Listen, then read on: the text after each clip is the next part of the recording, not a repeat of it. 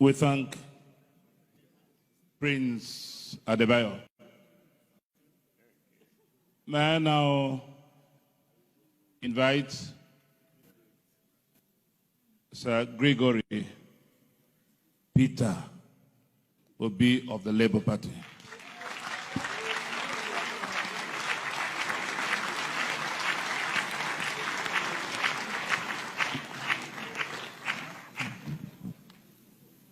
Your Grace, let me very respectfully stand on all due and existing protocols that have been established.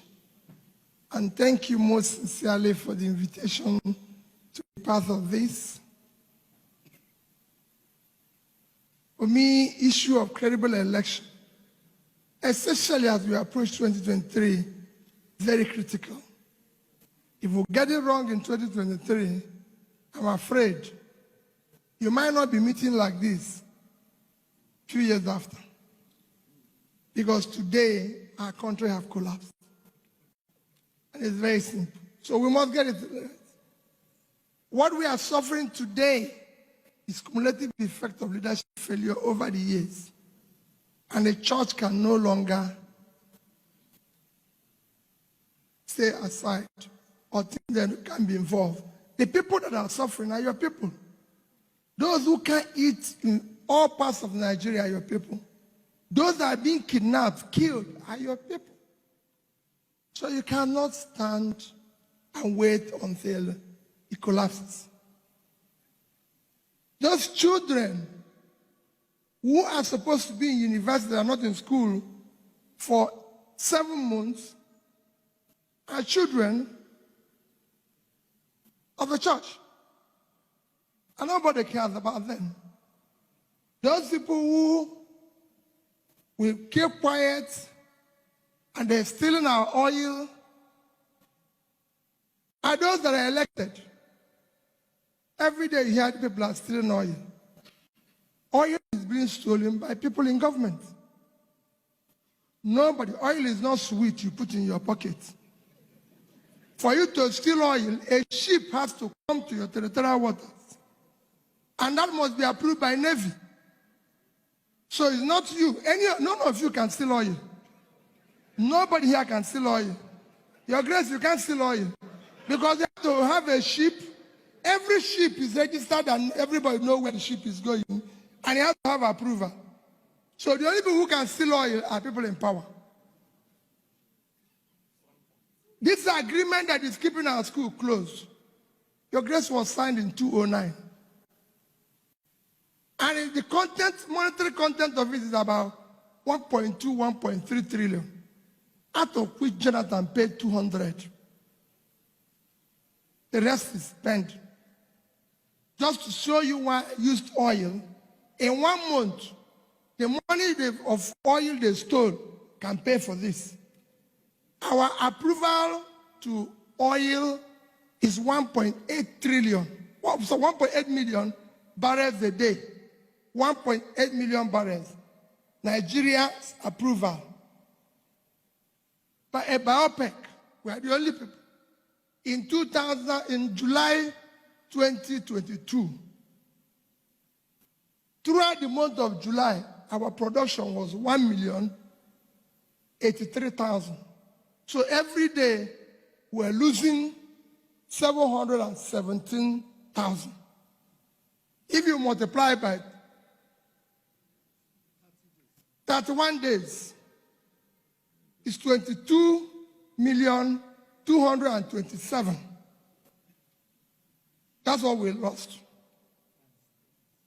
If you multiply by how much they sold oil in that month, average of 110, is $2,445,000,000. If you use the average rate of 550 to multiply it, is 1,344,750,000,000 naira. That is far more than ASU is asking 1 month stealing.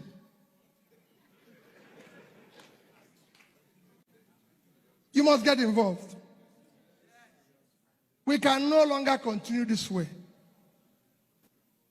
If we continue, you consume everybody. I spoke to European Union this morning, all the ambassadors, and I asked them, stop giving us aid. We don't need aid. We need leadership. Help us to get leaders who can serve this country. We do not require their aid. And I asked them a question. I asked the ambassador of Netherlands. I said, your country is only 33, minus water, is only 33,000 square kilometers. And your export last year of agricultural product is $120 billion. Our state, Niger State, is 76.3 thousand square kilometers, 2.5 times Netherlands. They can't feed themselves. They cannot feed Nigeria. They have not exported anything because they are waiting to share 3 billion from Niger Delta every month. When if they have just exported 1% of what Netherlands exported, when they have 2.5 times, they will earn $1.2 billion. If you multiply it, it's about 750 billion. It's 5 times their budget, but they are waiting for 3 billion. We cannot wait. I saw the governor of Taraba, and I went to visit Danjuma, who is also your church member. And I said to him, you're from Taraba.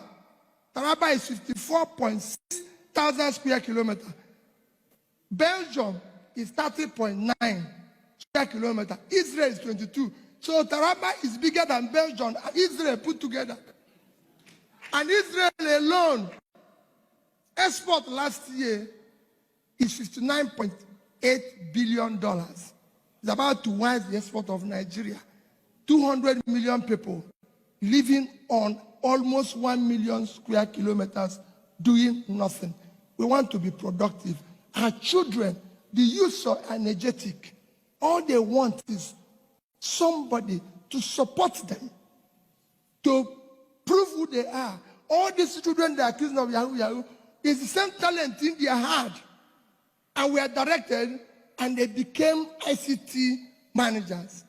Please, I'm begging you, next year election should not be based on ethnicity, on religion, on connection, or my turn, or any form of bias.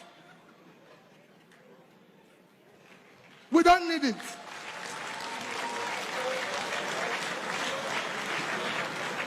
And let anybody who said he wants to be, anybody who says he wants to serve, please let him not speak to you through spokesperson. Let him come and tell you what he's going to do. You take note of it. Because when he goes into office, he'll start telling you what I saw when I got in, or what I didn't see. All of us should see what is bad now.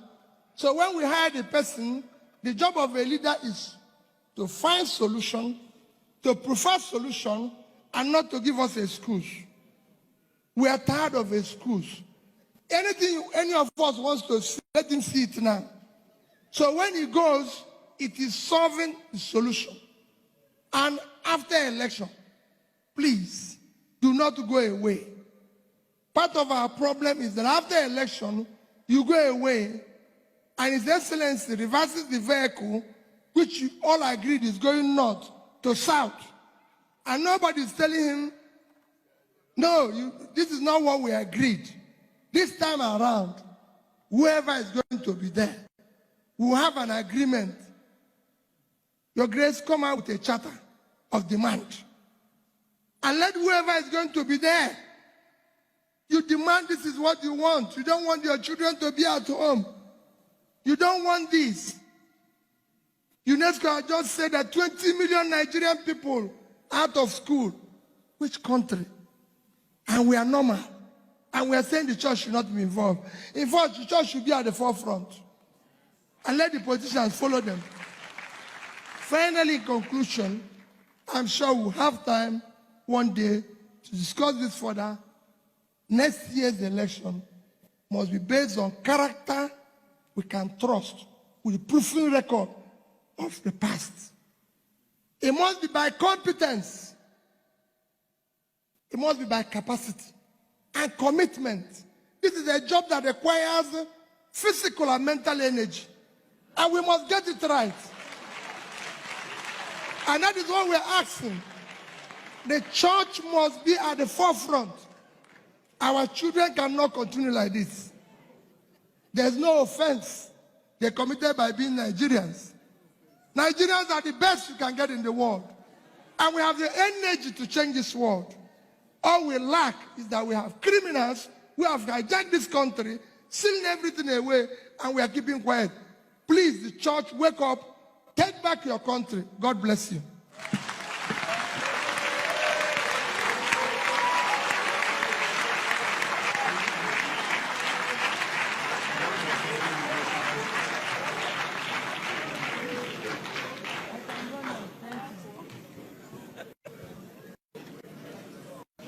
Hello?